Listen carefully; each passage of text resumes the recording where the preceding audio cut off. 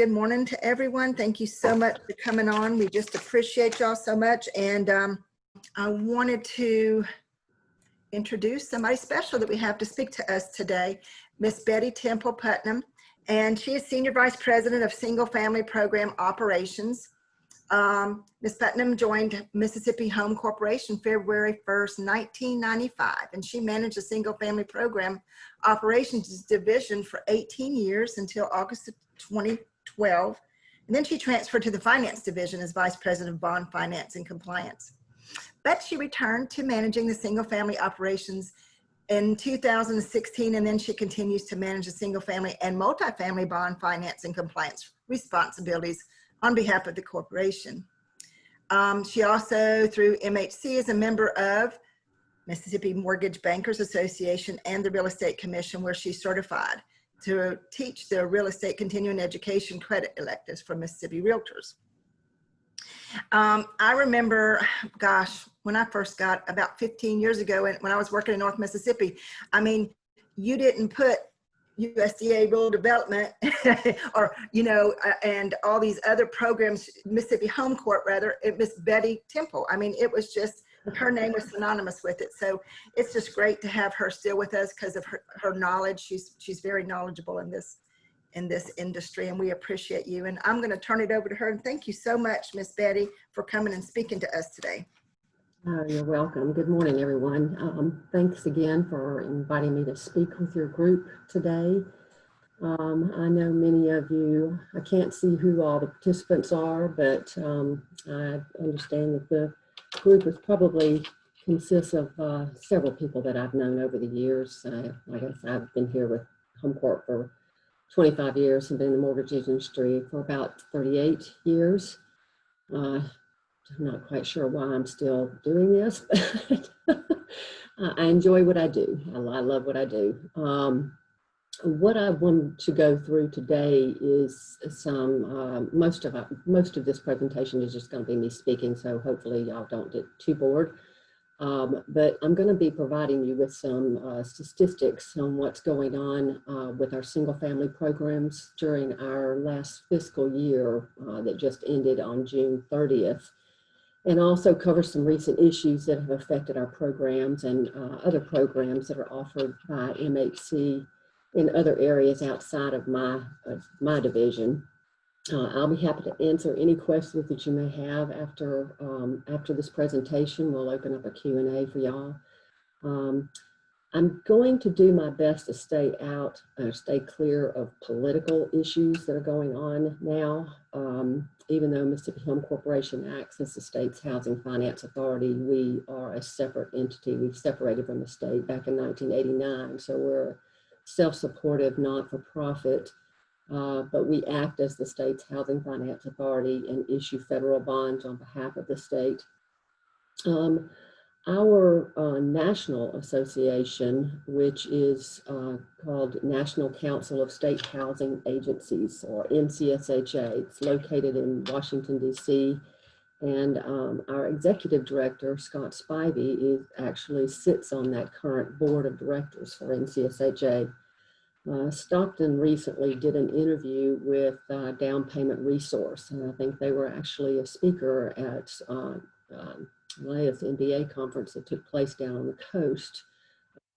Publication that was done for June and July. So if y'all are interested in reading that interview with Stockton, please feel free to go on to the Down Payment Resource website and you can look up that information. Stockton reminded Down Payment Resource that no state HFA relies on taxpayers to fund our operations. Again, we're self-supportive nonprofits. We, like some agencies across the country, some of them actually are still part of the state government. But Home Corporation, again, is a self-supportive nonprofit. We are a quasi agency. So the governor and lieutenant governor appoint our board of directors. Other than that, we just issue the federal bonds on behalf of the state. And then we also are a conduit issuer for multifamily bonds. We administer also the home funds for HUD and federal tax credit program for developers. Again, we're a conduit issuer for the multifamily bonds. I know most of y'all are not interested on the multifamily side, but I just wanted to mention these programs in the event that I know you have access to developers in your area, but and I'll get into those in a moment, but the traditional source of funds come through the sale of tax-exempt municipal bonds. That's where we get our funds in order to operate our programs. There was a market freeze on the municipal bonds back in March, but luckily MHC was able to get a $62 million bond issue priced and marketed prior to that bond market freeze, prior to the COVID-19 pandemic that caused several employers to close their doors. But just last week, we have priced and marketed our next bond issue. It's a $48 million bond issue. The HFA, or the Housing Finance Authority bonds, are highly rated in the market, and MHC's bonds are typically AAA rated or AA plus rated. MHC receives bond cap each year, and that cap can be carried over for a period of 3 years. Actually, these last two bond issues were offered to the market, and the allocation came out of what we call our 2017 cap carry forward. So we've not even moved into our 2018 or 2019 cap. MHC still has over 139 million remaining from our 2017 cap. We'll be doing another bond issue this year. And also what the state does not use in federal bonds around November or December, because the other bond authority that comes into the state is used for economic development and student loans. So whatever cap those two entities don't use, then Home Corp actually gets that remaining cap authority. When we don't use all of our bond authority, for instance, this 139 million, again, we'll do another bond issue this year, possibly two, I'm not sure, but I know we'll be doing one. Whatever's left out of that cap, we'll convert that to MCC tax credit. Now, it's a 4-to-1 ratio, so if we had 100 million left in cap, that we would convert over to MCC, that only really equates to 25 million. So we lose 3/4 of that other cap. But we still have our 2018 carry forward. It's about 264 million. And then we have our 2019 carry forward, which is 212 million. But we've not yet received our 2020 allocation. So we're in no threat of not having enough bond cap to fund our programs. If that were to ever happen, Home Corp has other alternatives to keep funds on the street, but I don't see that occurring anytime soon. For some other programs that we've got, because of the COVID-19 pandemic, Mississippi Home Corporation received $8 million through the Emergency Solutions Grant authorized through the CARES Act, so otherwise known as the Coronavirus Aid, Relief, and Economic Security Act. As a state's HFA, we've partnered with 3 community outreach coalitions to administer these funds. RAMP offers homeless prevention services such as short-term rental assistance, rental arrears, and housing stability case management to eligible individuals and families due to this pandemic to help alleviate unnecessary burdens in order to keep a roof over these people's heads. Hoping to get back to work and get back on their feet, helping them do that. You can actually access that that information off of our website, and I will provide you with that link in just a moment. But the individuals and families who have been laid off or have current income under 50% of the area median income, individuals who are homeless or receiving homeless assistance are eligible to receive these funds. $8 million sounds like a lot, but in this environment, it's actually not a lot of money to help, but we're doing what we can to assist on the rental side. That website, of course, you can go to mshomecorp.com and you'll see it's called RAMP, and it's, again, just out there for helping for the rental side for right now. We do also offer two programs. One's called House Bill 530. It's a construction loan fund for developers to for developing lending of construction lending of affordable single-family homes. Or we also have a program called Mississippi Affordable Housing Development Fund, again for developers for pre-development, site control, site development of new owner-occupied rental or rehab properties. More information, again, can be found on our website for those programs, and Charlotte Edwards is the administrator for those programs. So if you know of developers that are looking for sources of funds in order to do some rehab or building, that's a program that's available out there for them.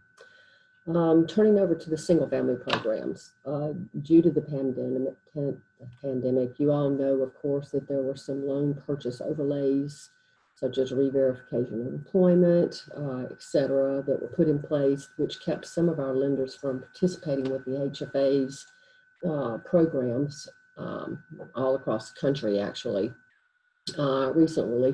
Recently received a phone call from some calls from lenders and realtors asking if MHC or Home Corp had opened our programs back up. That kind of surprised me because we've never closed any of our programs with the exception of Smart Solution. It's our TBA product. We closed it for about 3 days back in March and opened it back up. As a matter of fact, production actually has increased versus slowing down with many of the HFAs across the country, including MHC, regardless of some lenders that have suspended doing business with Home Corp and some of the other HFAs. We've had some lenders place their own overlays to the program, such as higher minimum credit scores in order to slow down production with the affordable lending products. But again, MHC's production never really has faltered. My staff is hot and heavy busy, so we are moving forward.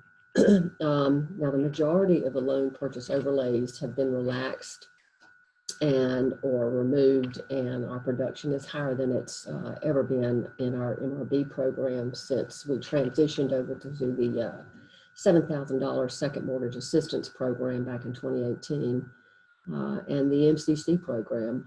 Now, the Smart Solution production is the only program where we saw some significant reduction in loan reservations, but that too has reversed itself and we're seeing that production pick up as well. Just for some statistics for the different programs. Now, this again is for our fiscal year 2020, which was July 1 through 19 to July 30th of this year. For the bond program, we 950 loans, just over 117 million. Average loan amount was around 122.4. The average purchase price was around 124. The average income for the household was around 52,000. The age of the borrowers, average age is around 38, and the programs are coming through with average credit scores of 696, excuse me. The loan types that we see, Mississippi historically is a government oriented state as far as the Housing Finance Authority programs. But for the bond program, we did about 88% of FHA loans, 5% Fannie Mae, We did 5% in rural development and 2% in Freddie and 1% in VA. The majority of those bond loans came from the following counties: DeSoto County, big area, Hinds County. DeSoto and Hinds County, we did about 16% of the loans in those areas. Jackson County, we did 11%. Harrison and Rankin County, we did about 10%. And other counties include, but not limited to, Hancock County, Madison, Lamar, Forest. And we've actually seen some increase in loans within our target area counties, such as George and Stone counties, for example, down the coast. We always are encouraged when we see loans coming through those targeted areas. We actually have to meet a percentage with the IRS of allocating loans through those target area counties. So I'm glad to see our production on that target side has picked back up. Buyers, we're seeing about 54% are female under the bond and 40% male. So I thought that was kind of interesting. And now we'll move over into the MCC.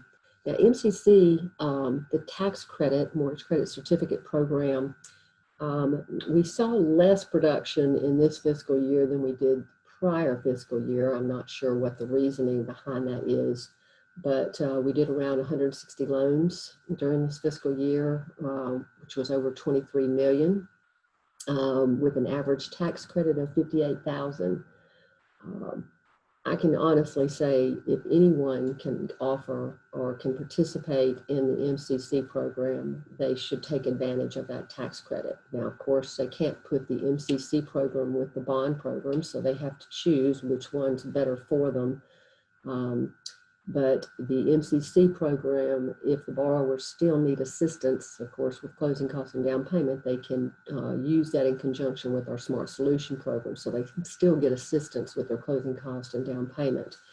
And if they use the MCC program with the Smart Solution, we waive the reservation fee under that program. If you're using it as a standalone program with your product, your conforming loans, and don't tier it with any of our programs, then there is a $300 reservation fee. And the average loan amount we're seeing under that program is around $146,000. Average purchase price around $147,000. The average income borrower or household is came in around $47,000. Average age borrower 31. The average credit score we are seeing in that program is around 689. Now, the loan types, this really interested me because this is the first time in 25 years this has occurred, and I had to rerun the numbers twice because I thought it was wrong. But we did 49% of those loans under rural development, which I was extremely glad to see that we're seeing a lot of inventory go through, or MCC going through that rural development program. FHA was around 35%. We did 8% in Fannie Mae, 7% in Freddie Mac, and 1% in VA.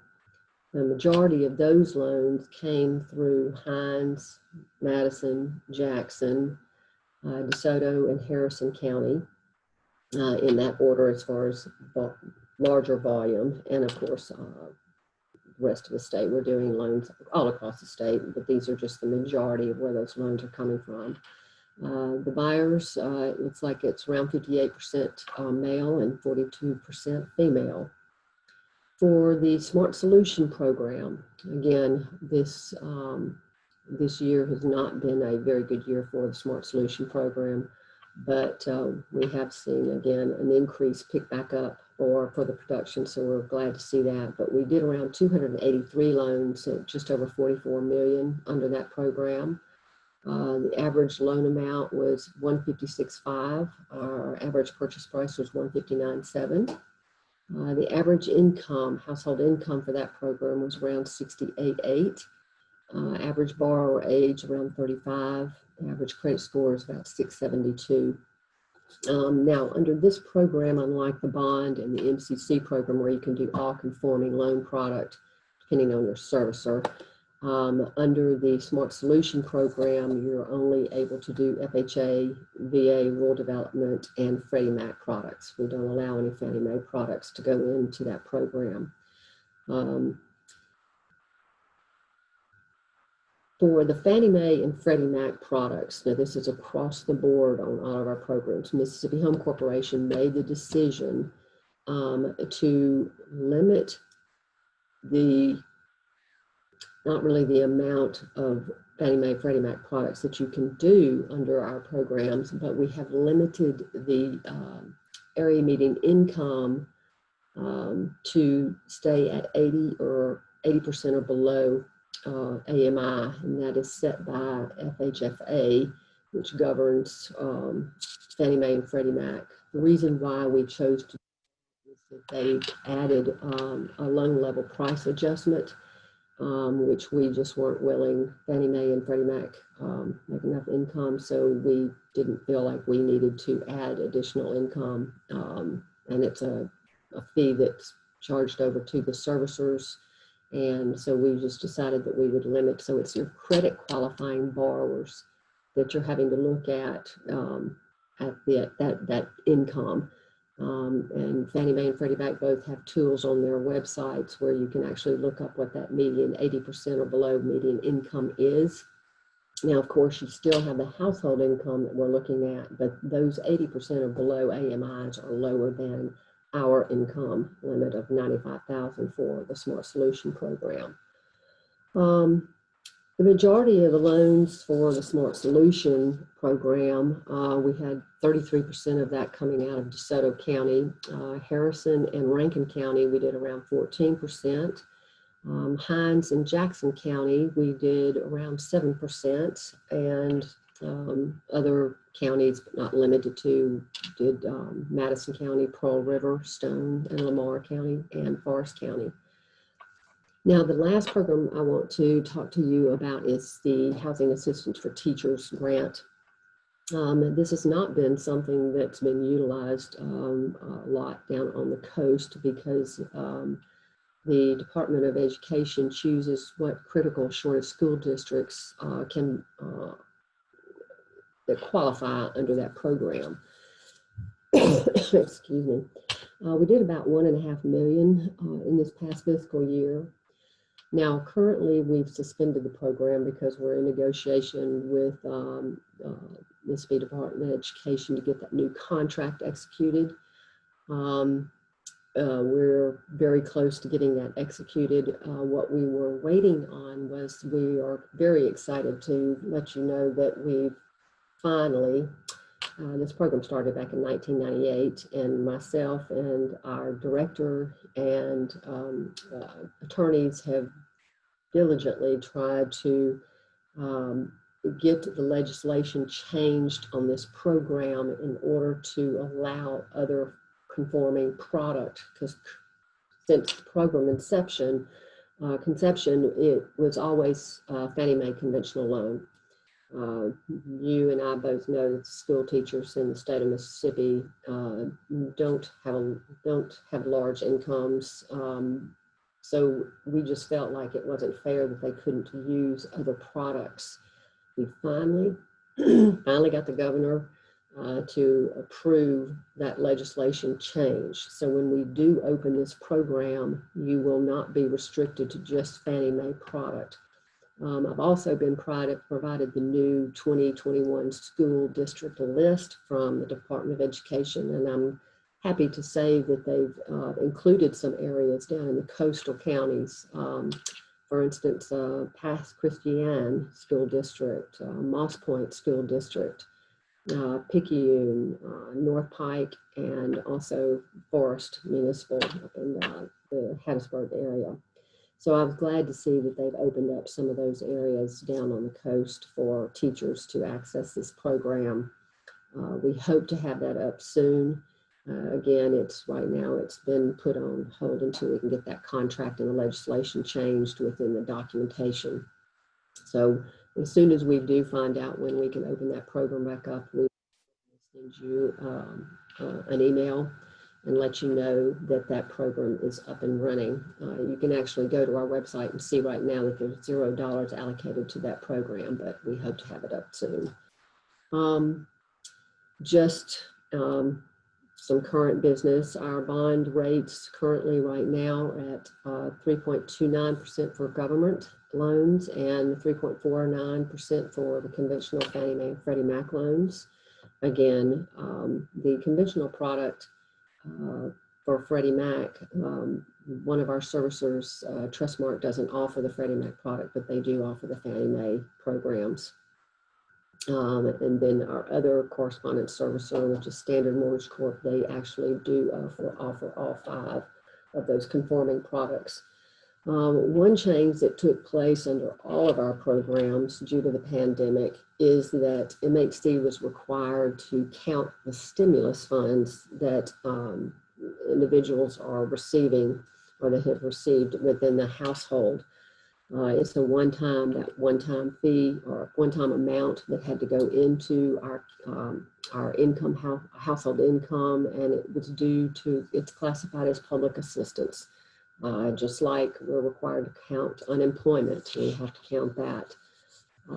So that kind of halted a couple of loans because it threw them over the income limits under our programs. But again, it's just a one-time cost. Now, if they come out with another stimulus fund and people are receiving funds, then we will have to look at that as well.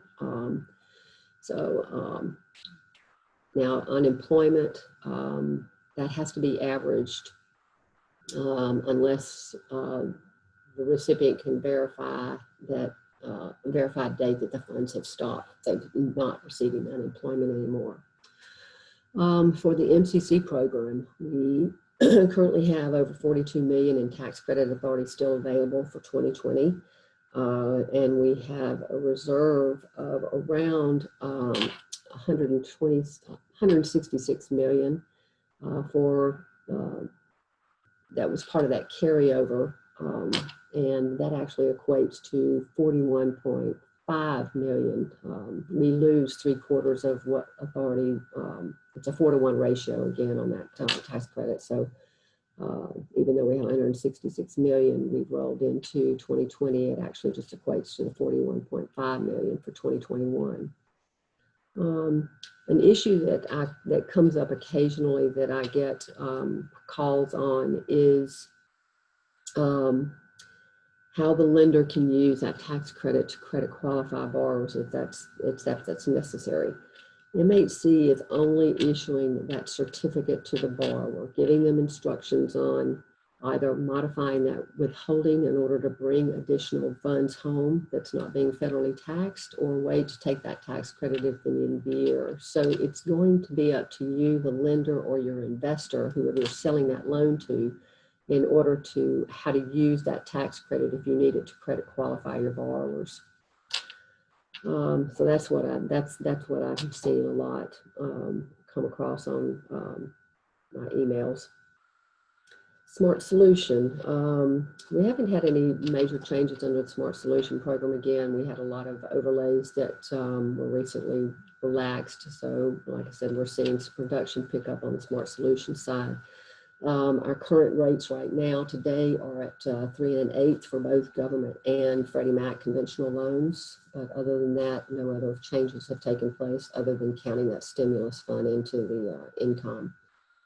I'm sad to say that we're fixing to lose one of our underwriters in single family. Some of you may or may not know Tina Van Gordon. She's going to be leaving Home Corp and taking another position. That'll be effective August 12th, but we're in the process of cross-training a young lady by the name of Deidre Smith. She will be coming on as a single family specialist, loan specialist. I don't anticipate anything changing as far as our turnaround time due to the staffing change. Deidre has been with MHC for several years. She worked in our federal grants area, but moved into single family several months ago.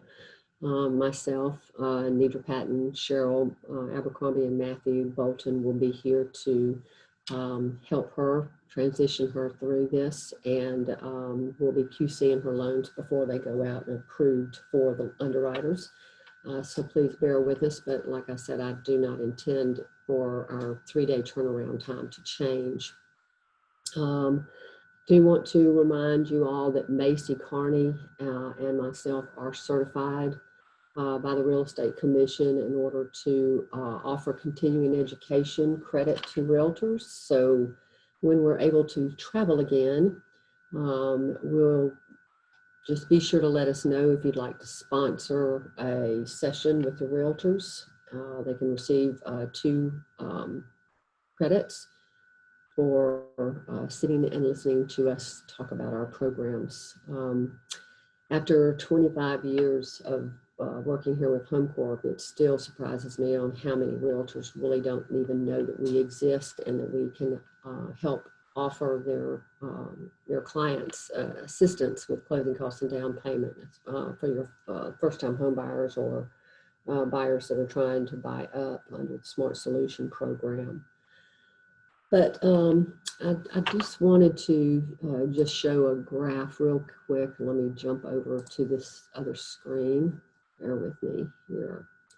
And again, it's just to show, can you see this graph that I have up on the screen that's referencing single family programs? Caitlin or Ginger, can y'all see that? Yep, we can see it. Okay. All right. This is just some information that we put together for our board. This happened to be our June report for the board. So during the month of June, you can see we did 124 loans, and you can see the variance on the incomes percentage within loan groups for these programs, for each program. And then for the fiscal year, the numbers that I had quoted to you earlier, you'll see them in the graphs. So you'll see our bond program is moving right along. We're not having any problems putting out those bond loans. And our Smart Solution, it's picking back up again. And then the MCC is pretty close to what our volume is on our Smart Solution program. HAT wanes. It's not a big program, but we do hope to see some increase in production there once we can roll that money out. We actually went through the full funds, which was the first time since 1998 that we used the entire fund that was allocated to us last year or for this fiscal year. And so I've mentioned that to the Department of Education, and hopefully maybe at some point we can throw additional money into that program. But I again just want to thank you all for taking time out of your day to listen to me. And if you want to, at this point, Caitlin, we can open it up to any questions that anyone may have.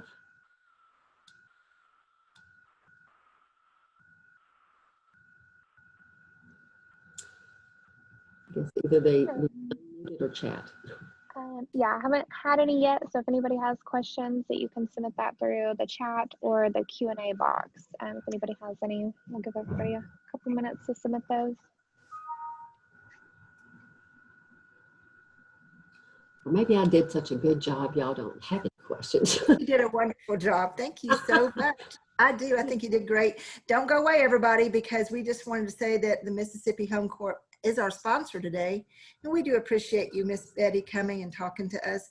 And they're also our sponsor, and we'll be giving away a door prize. And we have no more questions, though? Nothing else? Okay. Miss Caitlin, did you want to spin the wheel? Okay.